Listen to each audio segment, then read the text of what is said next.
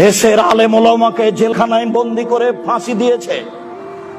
দেশের আলেম ওলামাকে জেলখানায় বন্দি করে আজীবন জেলে রেখেছে।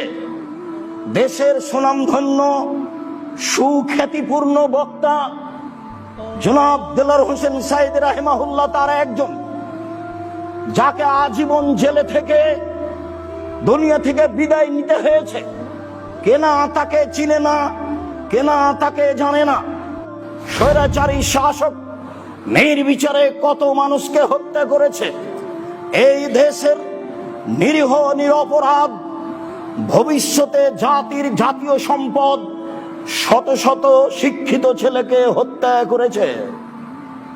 কেনা জানে না স্বৈরাচারী সরকারের কথা।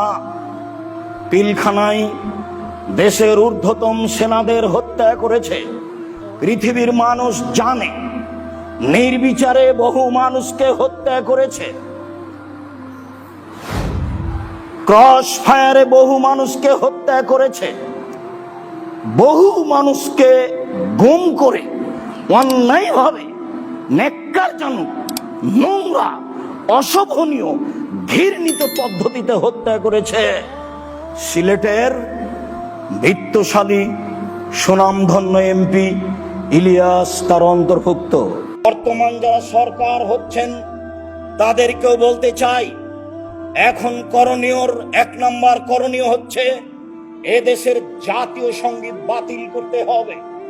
জাতীয় সঙ্গীতে ঠাকুর যতবার বলেছে ওমা তোমার আকাশ তোমার বাতাস, ততবার ঠাকুর কালিমাকে বলেছে ও কালিমা তোমার আকাশ তোমার বাতাস।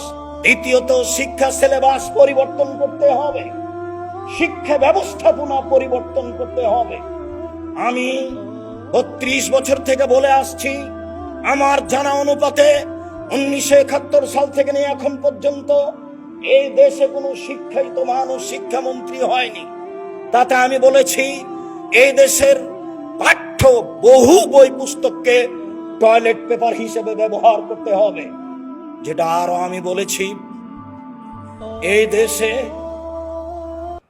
এমন একটি আইন বাস্তবায়ন করতে হবে যেখানে অন্তত 1ম শ্রেণী থেকে 8ম শ্রেণী পর্যন্ত ছেলেরা কোরআন মাজিদ পড়তে শিখে পড়াতে বাধ্য করা হয়, সেখানে থাকতেই হবে।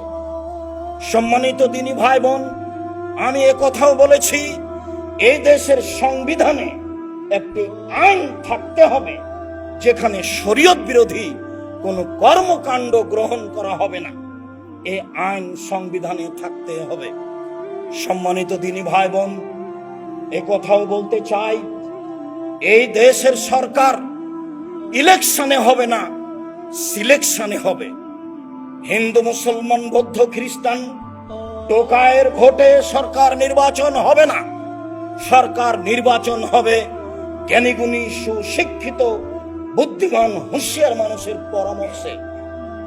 সম্মানিত দিনী ভাই বোন, আরো বলতে চাচ্ছি, এই দেশে যত স্বাধীনতার দোহাই দিয়ে মূর্তি ভাস্কর্য বানানো হয়েছে তাকে ভেঙে চৌচির করতে হবে। ভবিষ্যতেও যেন আর কোনোদিন কেউ জাতির সম্পদ দিয়ে মূর্তি ভাস্কর্য নির্মাণ না করে, এইটা সংবিধানে লিখিত থাকতে হবে।